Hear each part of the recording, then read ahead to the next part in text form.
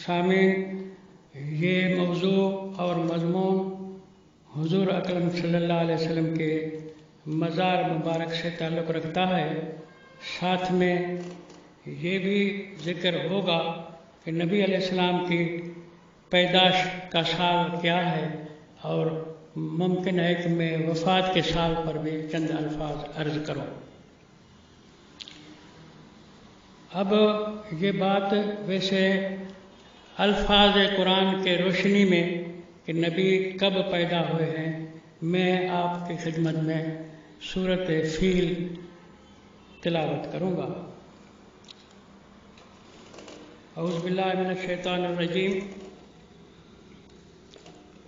بسم اللہ الرحمن الرحیم۔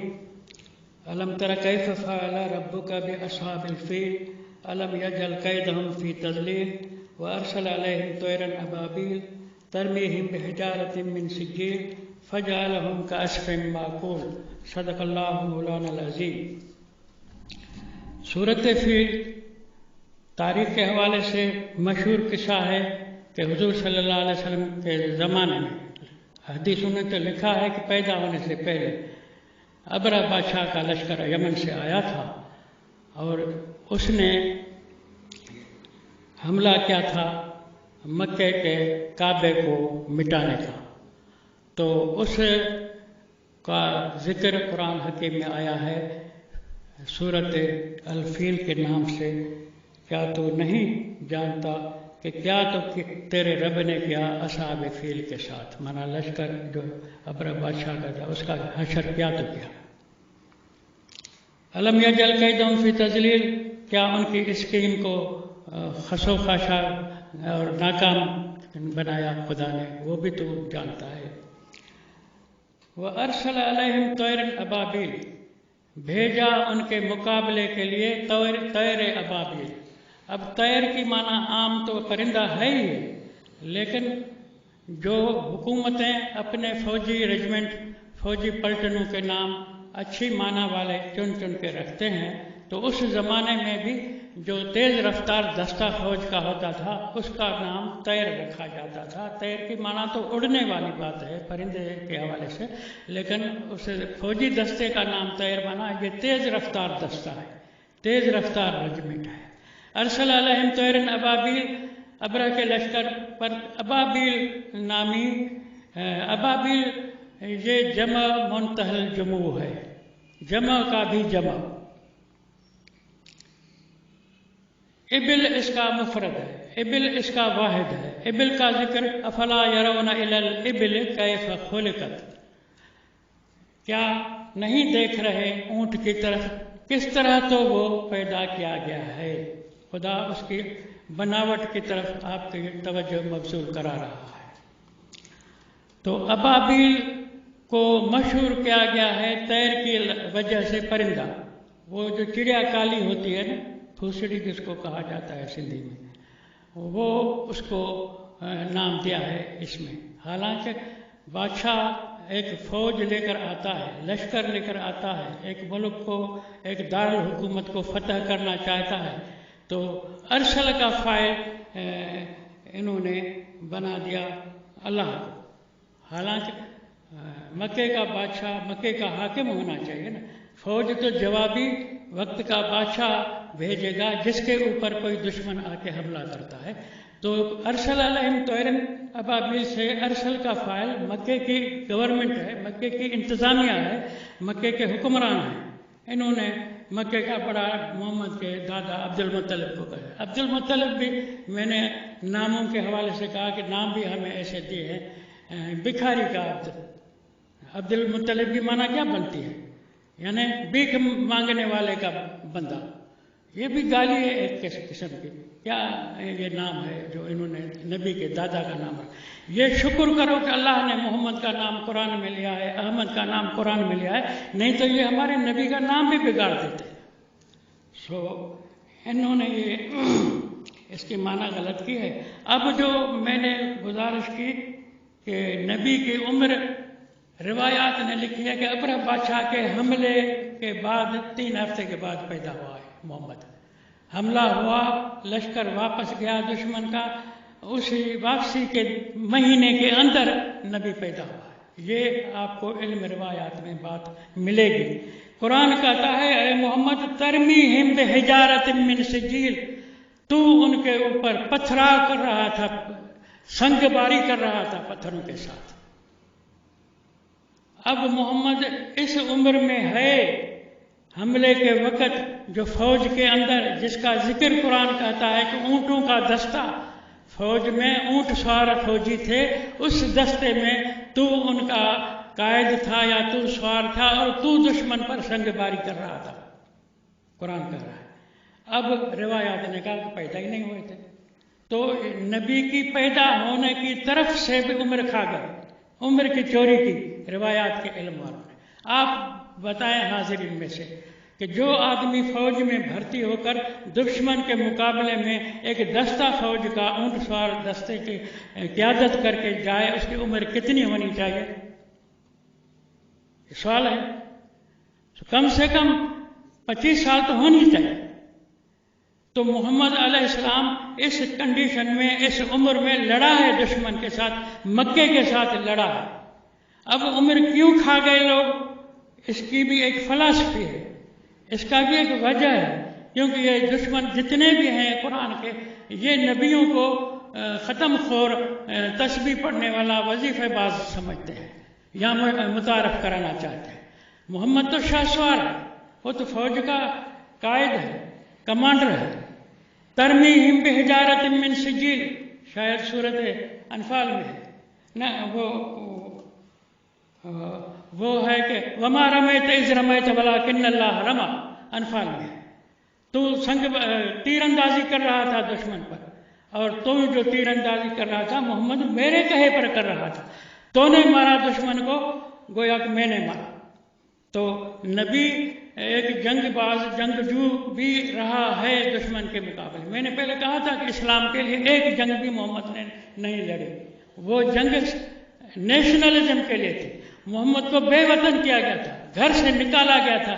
وطن سے نکالنے والوں کے ساتھ آج بھی تم لڑ سکتے ہو، تمہیں آج بھی لڑنا ہے۔ گھر بچانا ہے، دشمن کو مت چھوڑو، وطن بچانا ہے، دشمن کو مت چھوڑو۔ یہ جنگ وہ نظریے کے لیے نہیں تھی، وہ دشمنوں کے ساتھ تھی کہ انہوں کو مکے سے بے وطن کیا تھا۔ تو یہ جو ابرہ بادشاہ کا حملہ ہوا ہے، اس میں محمد عمر کے لحاظ سے اتنا ہے جو ایک دستے کی قیادت فوجی کر رہا ہے۔ تو یہ عمر انہوں نے کھا لی۔ کیوں کھائی؟ تاکہ یہ نہ سمجھیں کہ نبی بھی کوئی جنگ کرتا ہے، نبی بھی کوئی لڑتا ہے، نبی بھی کوئی تیر چلاتا ہے، تاکہ نبیوں کو لڑنے والا کر کے نہ دکھائیں۔ فجعلہم کعصف مأکول، کھائے ہوئے بھوسے کی طرح دشمن کو تو نے سنگ باری کے ساتھ کر دیا۔ تو یہ میں نے مزار کی بات کی کہ نبی کے مزار پر بات کریں گے ہم آج کی مجلس میں۔ تو پہلے میں نے کہا پیدائش کی طرف سے جو انہوں نے جھوٹ مارا ہے، اس جھوٹ کے تسلسل میں وہ آتی ہے کہ نبی کی مزار کہاں ہے۔ انہوں نے مزار کے لیے بھی جھوٹ مارا ہے۔ میں پہلے مزار کے لیے قرآن کی بات آپ کے سامنے پیش کروں، وہ ہے ان الذی فرض علیک القرآن لرادک الی معاد، ان الذی فرض علیک القرآن لرادک الی معاد۔ اے محمد، جس اللہ نے تیرے اوپر قرآن کو فرض کیا ہے، سمجھے بات؟ قرآن کو فرض کرنا کی معنی کیا ہوتی ہے؟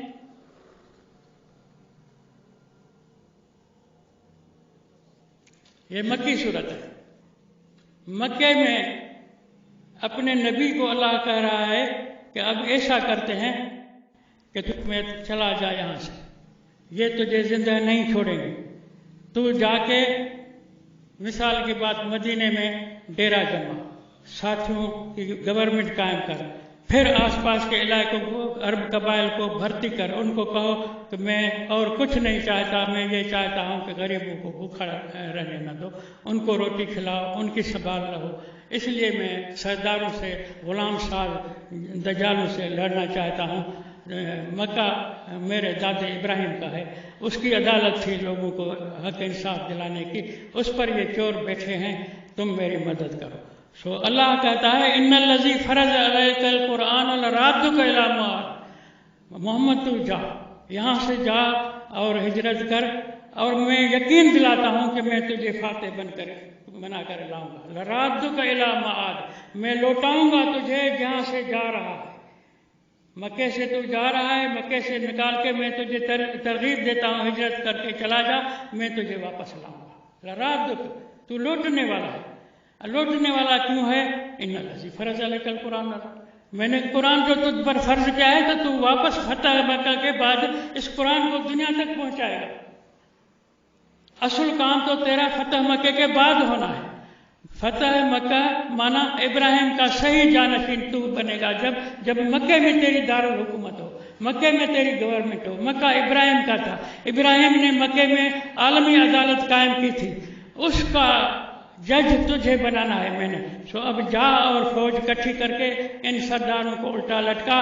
پھر تجھے کیا کرنا ہے؟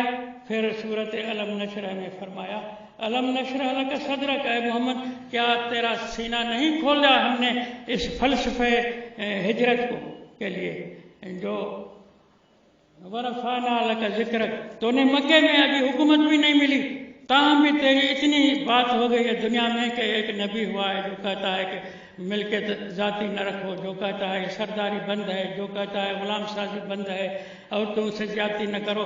ورفعنا لک ذکرک، تمہارا دنیا میں ڈنکا بجا دیا ہے ہم نے.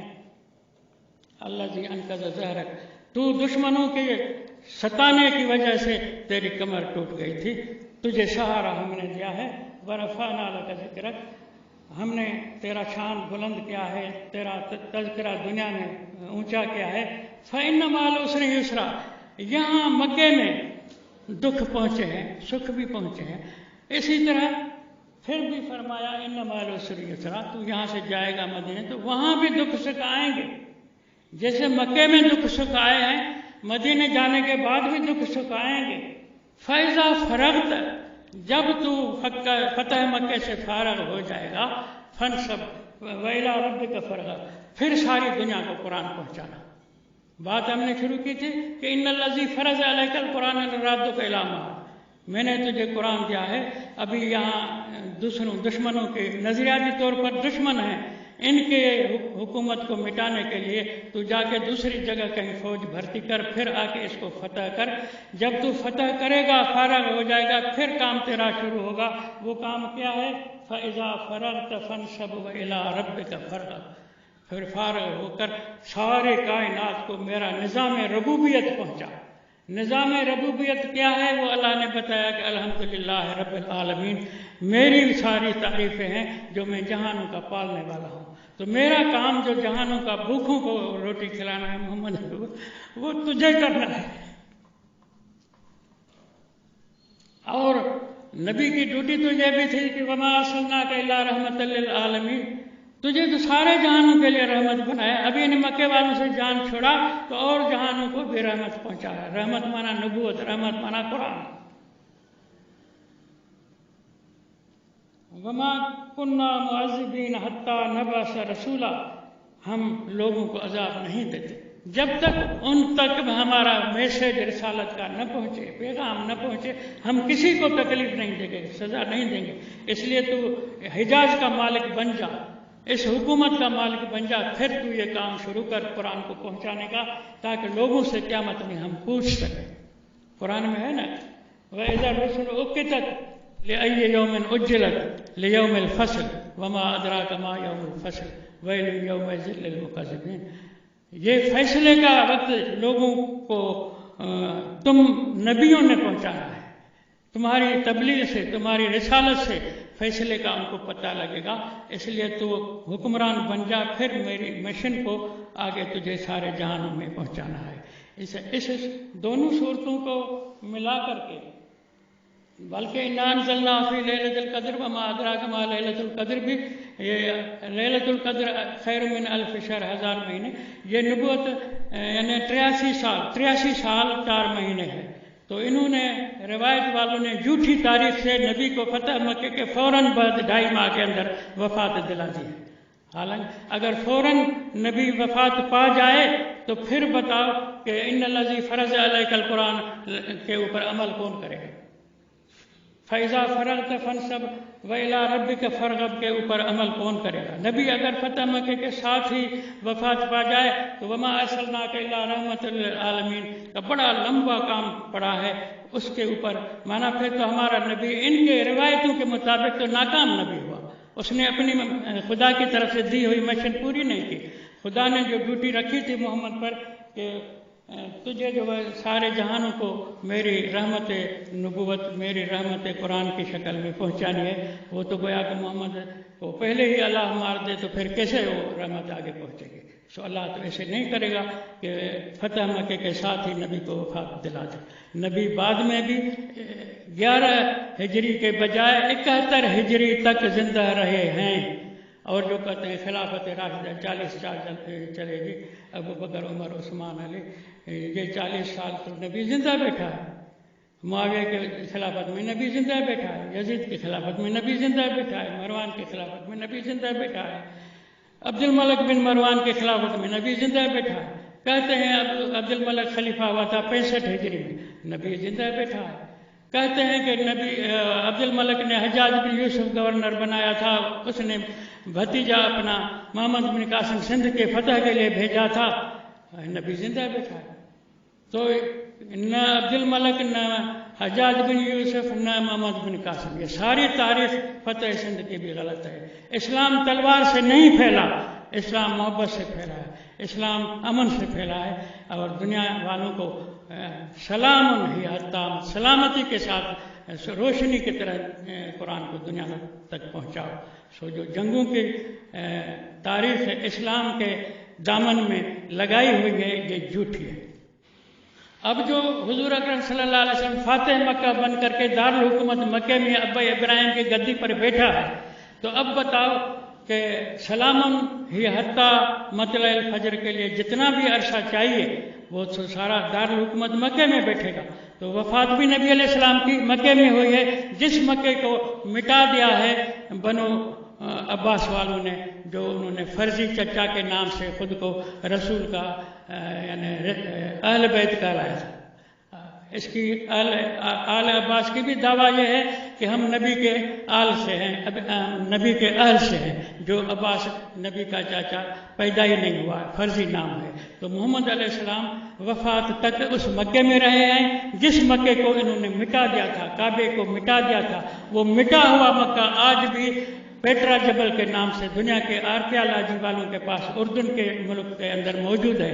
موجود ہے مکہ کو بنایا ہی بنو عباس والوں نے جعلی ہے، اس میں کعبہ بھی جعلی ہے، اس میں کوئی سچی نشانی محمد علیہ السلام والی نہیں ہے۔ میں پہلے بتا چکا ہوں کہ والتین والزیتون وطور سینین وہذا البلد الامین، سچا مکہ وہ ہے جہاں انجیر کے باغ ہیں، جہاں زیتون کے باغ ہیں، جہاں کوہ سینا ہے، جہاں تم حج کے وقت جاتے ہو تو تالاب میں مچھلیوں کے شکار کا میں نے پرمٹ دیا ہے، لیکن تمہیں بڑی شکار کی بندش کی ہے، تو وہ موجودہ مکے میں تالابوں کے نشانات بھی نہیں ہیں۔ اور میں نے تو کہا تھا کہ قرآن نے بتایا جاتا ہے کہ ابراہیم نے اللہ کو کہا کہ انی اسکنت من ذریتی بواد غیر ذی زرع، اے اللہ میں نے اپنے آل کا ایک حصہ وادی غیر ذی زرع میں بسایا ہے۔ تو وادی غیر ذی زرع پیٹرا جبل میں ہے، وہ آج بھی تم جا کے دیکھ سکتے ہو۔ وہ وادی مکے کے اندر موجود ہے، سعودی والے مکے کے اندر، بنو عباس کے مکے کے اندر، روایات والے مکے کے اندر وادی غیر ذی زرع ہے ہی نہیں۔